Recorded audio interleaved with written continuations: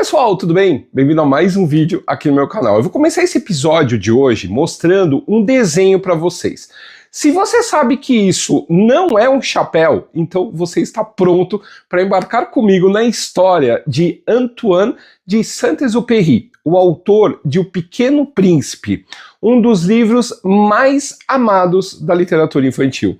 Mas você sabia que por trás da fantasia desse livro, muito do que está escrito foi baseado na vida do autor? Pois é. Além de escritor, Saint-Exupéry foi principalmente um aviador pioneiro que usou suas experiências como inspiração para seus romances. Os seus voos o trouxeram até para o Brasil, onde ele ainda é lembrado como Zé Perry, que era amigo dos pescadores de Florianópolis. E hoje eu vou falar para vocês sobre a vida desse grande aventureiro e escritor. Antoine-Marie Jean-Baptiste Roger de Saint-Exupéry nasceu em 29 de junho de 1900 em Lyon, na França, em uma família muito aristocrática e bastante antiga. O seu pai era o conde Jean de Saint-Exupéry, que, apesar do título, ganhava vida mesmo como executivo de seguros. A mãe, Marie Boyer de Fonscolombe, também vinha de uma família nobre. Ela era filha do barão de La Mole. Antoine era o terceiro filho dos 5 que eles tiveram e o mais velho dos meninos, portanto, o herdeiro do título da família. Quando ele ficou famoso, muitas vezes os jornais franceses o chamavam de Conde de Saint-Exupéry. Em 1904, quando Antoine tinha 3 anos e meio, o pai faleceu de repente numa estação de trem. Sozinha, com 5 filhos pequenos para criar, Marie decidiu ir morar com seus pais no castelo de La Mole, em Saint-Tropez. Esse castelo tinha sido construído pela sua família no século XVI. Mais tarde, eles se instalaram num outro castelo que pertencia a uma tia materna de Marie, em Saint-Maurice de Réman, na região de Lyon. Mas a família nunca se fixou definitivamente num lugar, passando longas temporadas nas casas de diversos parentes. Saint-Exupéry teve uma infância feliz nesses lugares paradisíacos, especialmente no castelo da sua tia, que ele considerava o seu reino secreto. Marie era uma mãe carinhosa, que mimava os filhos e deixava eles fazerem o que quisessem. E o que mais eles gostavam de fazer era brincar no sótão ou no parque e ler muito. Os autores preferidos eram Hans Christian Andersen e Jules Verne. Saint-Exupéry também começou a escrever poesia ainda criança. Ele costumava fazer isso à noite e não conseguia esperar para mostrar para alguém no dia seguinte. Então ele vivia acordando a mãe e os irmãos de madrugada para que o ouvissem recitar o seu último trabalho. Esse foi um hábito que ele manteve por toda a vida. E os amigos acabaram se acostumando em serem acordados 3 horas da manhã pelo telefone tocando com ele, querendo ler alguma coisa que ele tinha acabado de criar para os amigos. A outra paixão de infância de Saint-Exupéry eram os aviões. Ele era pequeno quando o Santos Dumont fez o primeiro voo público com o 14 bis, como eu contei neste outro episódio. E, por coincidência, um dos primeiros lugares a receber experimentos de voo foi Ambérieu, perto de Saint-Maurice, onde foi criado um aeródromo em 1910. Saint-Exupéry ficou fascinado com essa novidade tecnológica e tanto atormentou os pilotos que quando ele tinha 12 anos, um deles concordou em levá-lo para voar. A partir daí, pilotar avião passou a ser um dos grandes sonhos dele. Saint-Exupéry e seu irmão mais novo, François, foram educados em vários colégios católicos, já que não paravam muito tempo num lugar só. O caçula era muito talentoso, tocava violoncelo e era muito bom em matemática. Já Antoine era o contrário, ele não se destacava em nada e suas notas nunca foram muito boas. Apesar disso, os irmãos eram muito apegados, costumavam conversar e fazer muita coisa juntos. Quando estourou a Primeira Guerra Mundial, em 1914, Marie enviou os dois meninos para um internato na Suíça. Durante o período deles ali, em 1917, François ficou doente com febre reumática. Antoine cuidou do irmão e estava ao seu lado quando ele faleceu, com apenas 15 anos. François deixou um testamento legando ao irmão uma bicicleta e uma carabina. A experiência foi muito traumática para Saint-Exupéry, que se baseou na morte do irmão na hora de escrever O Pequeno Príncipe. Tem uma passagem lá, eu não vou dar spoiler. Agora que era o único homem da família, o jovem conde de Saint-Exupéry passou a ter uma responsabilidade maior com a mãe e as irmãs. Por isso, assim que ele terminou o ensino médio, tentou entrar para a escola naval para seguir a carreira militar. Ele foi estudar numa escola preparatória em Paris, mas falhou nos exames de admissão por 2 vezes. Em vez de entrar para a escola naval, então ele decidiu entrar para a escola de belas artes para estudar arquitetura. Esse foi outro fiasco. Saint-Exupéry não tinha a menor habilidade para a profissão e acabou abandonando a escola 1 ano e meio depois de ter entrado. Durante o período em que viveu em Paris, Saint-Exupéry ficou morando com uma prima, Yvonne de Lestrange, que frequentava os meios literários da cidade.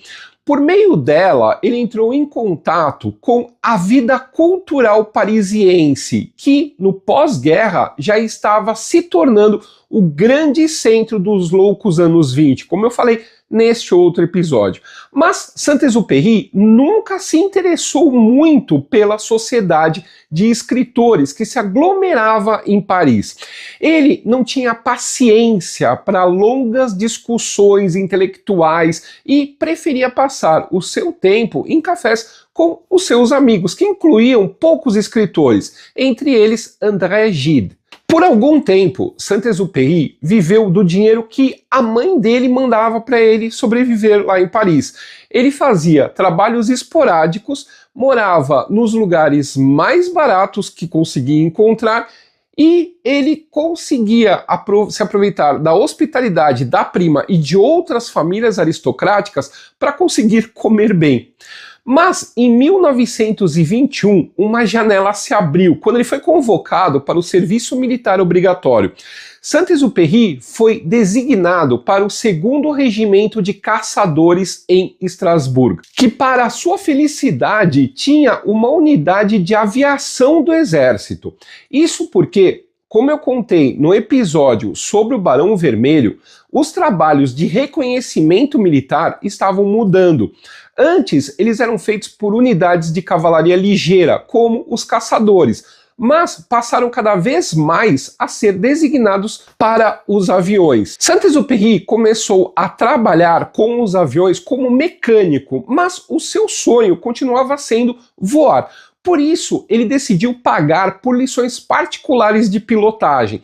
Ele recebeu sua licença de voo em 1922, quando tinha sido transferido para uma unidade da Força Aérea no Marrocos. Mais tarde, ele foi mandado para um aeródromo perto de Paris. Foi aí que ele sofreu o seu primeiro acidente de avião, mas foram apenas alguns hematomas. Pouco tempo depois, Saint-Exupéry ficou noivo de uma jovem da aristocracia, Louise de Vilmorin. Os dois compartilhavam o amor pela literatura e, mais tarde, Louise se tornou uma conhecida romancista. Mas ela achava voar muito perigoso e, por causa disso, Saint-Exupéry decidiu abandonar o seu sonho e deixou a Força Aérea.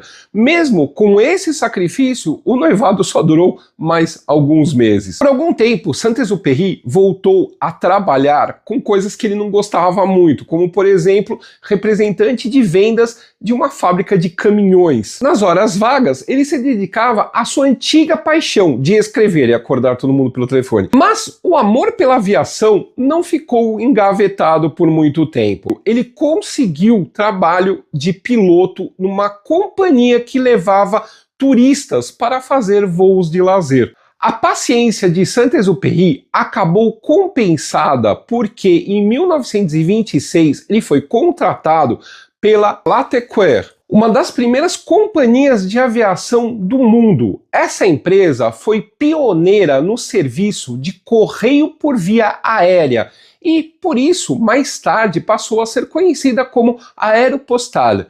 Saint-Exupéry se mudou para Toulouse e começou a fazer a rota que ia dessa cidade francesa até Dakar, no Senegal, voando por cima do Mediterrâneo e do deserto do Saara, com paradas na Espanha e no Marrocos. Isso numa época em que os aviões tinham poucos instrumentos, os mapas não eram precisos e os pilotos contavam principalmente com os olhos e a intuição. Era um trabalho perigoso e solitário que exigia muita disciplina. Para Saint-Exupéry, isso não era um problema. Ele até preferia esse jeito aventureiro de pilotar. E, afinal de contas, estava realizando o seu sonho. Ele até aproveitava esses longos voos para ler dentro do avião. Também não deixou de escrever. E, no mesmo ano que entrou para a Aéropostale, ele teve o seu primeiro trabalho publicado numa revista literária, a novela curta O Aviador. Em 1927, Saint-Exupéry conseguiu uma promoção e foi nomeado diretor do aeródromo de Camp Joubi, no sul do Marrocos. Ele adorou o posto, onde fez amizade com crianças locais e com outros pilotos, que o chamavam simplesmente de Santex. Entre as tarefas da sua nova posição, uma era particularmente delicada e exigia muita diplomacia: negociar a libertação de pilotos que caíam no deserto e eram tomados como reféns pelos povos nômades do Saara. Saint-Exupéry se deu tão bem nessas missões que acabou recebendo a Légion d'honneur, uma das mais importantes condecorações francesas. As experiências dele no correio aéreo inspiraram seu primeiro romance, Correio Sul, publicado em 1929, em que fala sobre as desventuras de um piloto no Saara. Tudo meio autobiográfico, assim como a maioria das suas obras. No mesmo ano, Saint-Exupéry começou um novo desafio em sua carreira de piloto. A Aéropostale tinha estabelecido uma nova rota para a América do Sul, com as cartas indo de avião até Dakar e seguindo por navio até Natal, no Brasil. Nessa cidade foi construído um aeródromo, de onde a correspondência aérea seguia voando para o Rio de Janeiro, Paraguai, Argentina e através dos Andes para o Chile. Saint-Exupéry foi transferido para dirigir a Aéropostale Argentina, indo viver em Buenos Aires. Além de pesquisar novas rotas e negociar acordos comerciais, ele continuou pilotando. Seus voos o levaram para a Patagônia e para Natal, onde conheceu o maior cajueiro do mundo, que pode ter inspirado os baobás do Pequeno Príncipe. Além disso, Saint-Exupéry foi o piloto do primeiro voo de passageiros entre Buenos Aires e o Rio de Janeiro, em 16 de abril de 1930, transportando 8 jornalistas. Numa das escalas em Florianópolis, o mau tempo não deixou o avião decolar, forçando todo mundo a passar a noite nessa cidade. No final, deu tudo certo e eles chegaram ao Rio ilesos no dia seguinte. E foi justamente em Florianópolis que Saint-Exupéry mas criou laços no seu período sul-americano. O aeródromo da Aéropostale ficava na praia do Campeche e os pescadores acendiam lampiões no morro assim que ouviam o barulho do avião para facilitar o pouso. Saint-Exupéry acabou ficando amigo de vários deles, que o ensinaram a preparar e comer o peixe à maneira das comunidades tradicionais da região. Só que como o nome dele era difícil demais, eles o chamavam de Zé Saint-Exupéry. Até hoje, o aviador faz parte da memória dessa comunidade e a principal avenida do bairro se chama Pequeno Príncipe. Outra responsabilidade que Saint-Exupéry assumiu durante a sua estadia na América do Sul foi encontrar os pilotos que sofriam acidentes, o que era muito mais comum nessa época do que hoje em dia, já que os aviões eram mais frágeis. Um exemplo ocorreu em junho de 1930, quando um amigo, Henri Guillaume, foi pego pelo mau tempo ao tentar cruzar os Andes e caiu perto de Mendoza, na Argentina. Saint-Exupéry pilotou um dos aviões que tentaram localizá-lo. Depois de uma semana, Guillaume foi encontrado por um menino nas montanhas e levado para um vilarejo.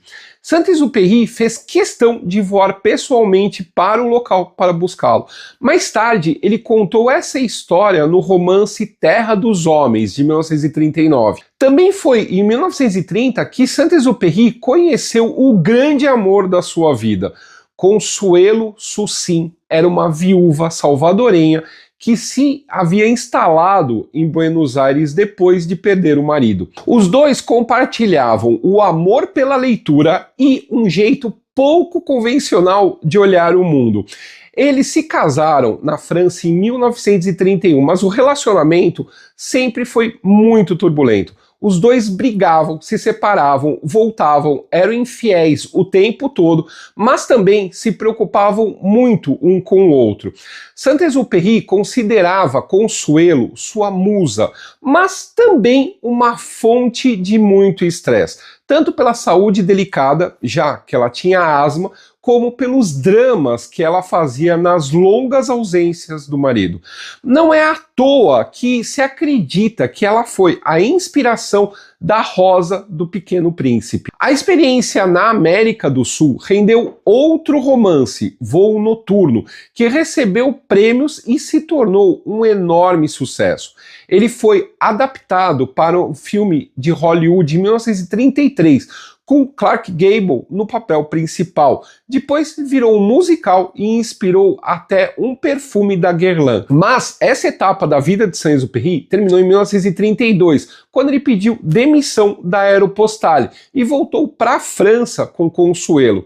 Pouco tempo depois, a companhia se fundiu com outras para formar a Air France. Saint-Exupéry começou a trabalhar como repórter para jornais como Paris Soir e L'Intransigeant, cobrindo guerras e eventos internacionais. Mas isso não quer dizer que ele abandonou os ares.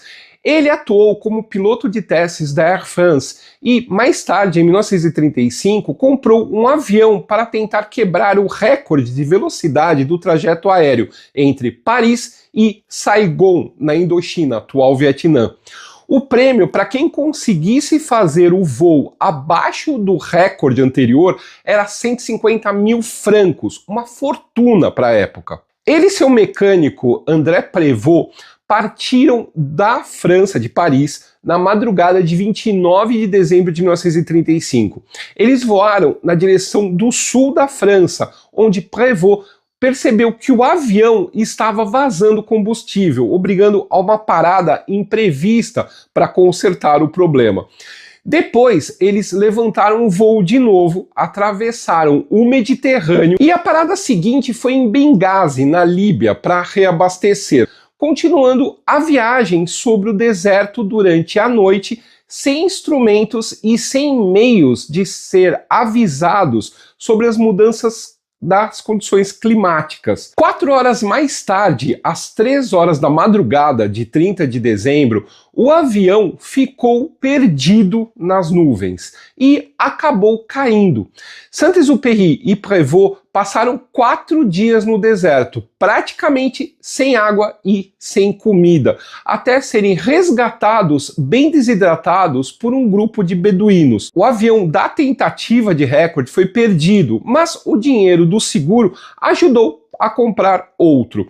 A experiência impressionou tanto o escritor que se tornou a base da história do Pequeno Príncipe, na qual o piloto perdido no deserto encontra o menininho vindo do espaço. A aventura seguinte de Saint-Exupéry foi como correspondente durante a Guerra Civil Espanhola, que teve início em 1936. Ele ficou no mesmo hotel de outros escritores famosos que cobriram o evento, o conflito, como, por exemplo, o Ernest Hemingway, de quem eu já falei aqui em outro episódio. Saint-Exupéry escreveu vários artigos para o L'Intransigeant e para o Paris Soir, mas voltou para a França em 1937 muito desiludido, porque o conflito mostrou a ele o pior da humanidade. Essa visão pessimista do futuro piorou quando ele viajou para a Alemanha para cobrir um evento do Partido Nazista e concluiu que uma guerra era inevitável. Tem um episódio aqui sobre o nazismo. O pior dos muitos acidentes sofridos pelo escritor aconteceu em 1939, quando ele e Prévost tentaram quebrar outro recorde de voo, dessa vez entre a Nicarágua e Nova York. A aventura durou só algumas horas, porque depois da parada de reabastecimento na cidade da Guatemala, o avião não conseguiu levantar voo e caiu na cabeceira da pista. Por sorte, ele não explodiu, mas os dois ocupantes ficaram bastante machucados. Saint-Exupéry teve 8 fraturas, quase perdeu o braço e passou várias semanas no hospital. Depois disso, ele ficou com restrições de movimento, mas isso não o impediu de atender ao chamado do seu país quando a Segunda Guerra Mundial, de fato, estourou em 1º de setembro de 1939. Saint-Exupéry foi designado para o grupo de reconhecimento 233 e postado no norte da França, onde tirou fotos aéreas da cidade de Arras, no início da invasão alemã em 1940. Para variar, ele contou essa experiência num livro, Piloto de Guerra. A França se rendeu aos alemães em 22 de junho. Saint-Exupéry pensou em se juntar à resistência, mas acabou decidindo fugir. Ele viajou para Portugal e daí pegou um navio para Nova York em 20 de dezembro de 1940. Consuelo foi se juntar a ele alguns meses depois e os dois foram viver num apartamento em frente ao Central Park. Dali, Saint-Exupéry tentou usar toda a sua fama e influência para convencer os Estados Unidos a entrar na guerra. Nesse período, ele passou a escrever o seu nome com um hífen, porque ele não aguentava mais os norte-americanos o chamando de Mr. Exupéry, sem o Sam, né, que é Saint-Exupéry. Mesmo com a entrada dos Estados Unidos na guerra, Saint-Exupéry estava doente e deprimido em 1942. Foi então que a esposa do seu editor teve a ideia de pedir que ele escrevesse um livro para crianças, para competir com a série Mary Poppins, que fazia muito sucesso, enorme sucesso na época. O escritor parecia a pessoa perfeita para isso. Hans Christian Andersen continuava sendo um dos seus autores, um dos seus escritores preferidos, e ele tinha um certo desprezo pelo mundo adulto e adorava crianças, embora não tenha tido filhos. Além disso, Saint-Exupéry tinha o costume de ilustrar as cartas que escrevia para os amigos com pequenos desenhos fofos. Foi assim que surgiu O Pequeno Príncipe, escrito e ilustrado por ele. Esse acabou se tornando o maior sucesso do escritor, com mais de 140 milhões de exemplares vendidos no mundo todo. Ele foi publicado nos Estados Unidos em 1943, já em edições nas duas línguas, francês e inglês. Hoje, O Pequeno Príncipe é o livro mais traduzido da história, depois da Bíblia. Em 2024, ele já podia ser lido em mais de 600 línguas, incluindo latim, esperanto e Klingon, além de vários outros idiomas com poucas centenas de falantes.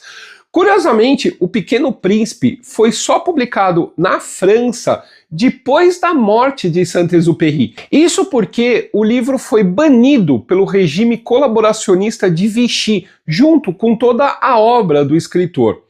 Na época da publicação do Pequeno Príncipe, Saint-Exupéry estava tentando se juntar às forças aliadas que estavam lutando na Europa, mas teve dificuldade em ser aceito.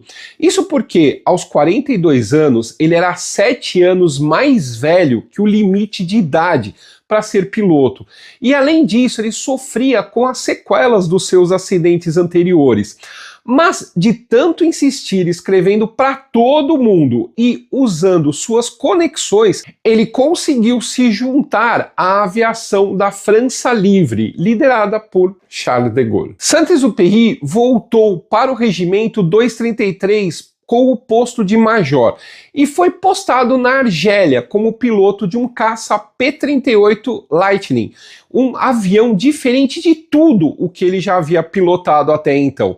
Ele precisou passar por um treinamento de 7 semanas para se adaptar ao modelo e mesmo assim se acidentou nos 2 primeiros voos. Também precisava de ajuda para entrar e sair do avião e até para amarrar as botas por causa das sequelas dos acidentes anteriores. Os superiores não gostavam dele e o consideravam rebelde e difícil de lidar. Já para os outros pilotos, ele era um ídolo, o mais experiente e valente de todos eles.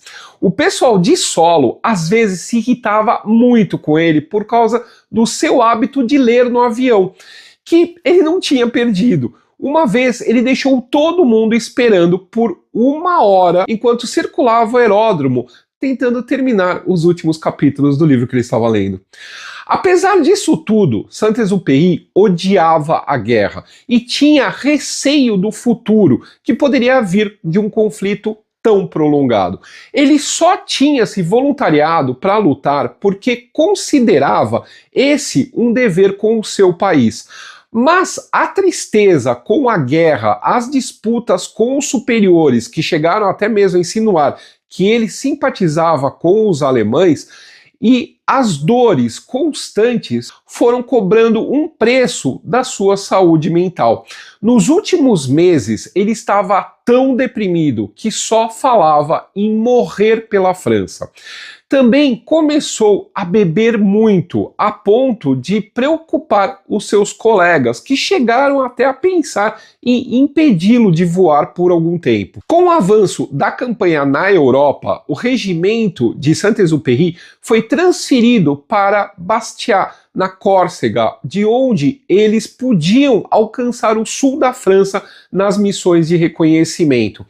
Às 8 da manhã de 31 de julho de 1944, ele partiu do aeródromo para fotografar tropas alemãs no Vale do Ródano, bem perto da região onde ele nasceu e cresceu. O P-38 levantou o voo sobre o Mediterrâneo na direção da costa da França e nunca mais foi visto. Antoine de Saint-Exupéry desapareceu a serviço do seu país, como ele tinha previsto. Durante muito tempo não houve nenhuma pista do que tinha acontecido com o escritor, que podia ter sofrido mais um acidente ou sido abatido pelo inimigo. Há até relatos de pilotos alemães que estavam voando na região e que podem ter atingido Saint-Exupéry. Chegou até a circular um rumor de que ele teria tentado rever os castelos da sua família e teria caído ao ficar sem combustível. Foi só em 1998, mais de 50 anos depois do desaparecimento dele, que surgiu a primeira pista do paradeiro de Saint-Exupéry. Um pescador encontrou perto de Marseille um bracelete de identificação de prata preso a um pedaço de tecido. O bracelete trazia o nome do escritor, o de sua esposa Consuelo e o endereço do seu editor nos Estados Unidos. Na época, chegaram até a questionar a autenticidade da peça, porque Marselha não fica na rota que Saint-Exupéry devia estar seguindo. Mas era verdade, no ano 2000, o arqueólogo marinho Luc Van Hel conseguiu localizar os destroços do P-38 na costa de Marselha, perto de onde o bracelete foi encontrado. Ele já tinha mergulhado na área nos anos anteriores, mas na época ele achou que aquilo fosse um alemão abatido. Os pedaços que restaram foram recuperados 3 anos mais tarde e uma análise oficial confirmou que se tratava mesmo do avião de Saint-Exupéry.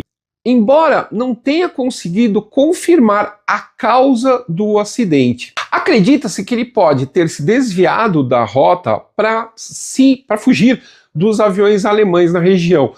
Hoje, os destroços resgatados estão no Museu do Ar e do Espaço, em Paris, numa exposição permanente sobre o aviador. Saint-Exupéry continua sendo um dos escritores mais amados da França. Ele é lembrado por uma inscrição no Panthéon, onde estão sepultados os maiores heróis franceses. Foi homenageado na nota de 50 francos antes da introdução do euro e dá nome ao aeroporto de Lyon, a cidade onde nasceu. Para o resto do mundo, ele é lembrado principalmente como o pai do Pequeno Príncipe. E não são só as crianças que se encantam com essa obra.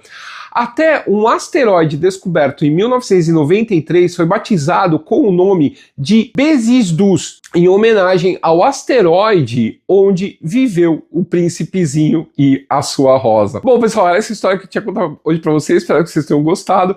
Deixa aqui embaixo para eu saber que vocês chegaram até o final, o apelido que ele ganhou aqui no Brasil, Zé Perry. Tá legal? Para saber que vocês chegaram até o final do vídeo.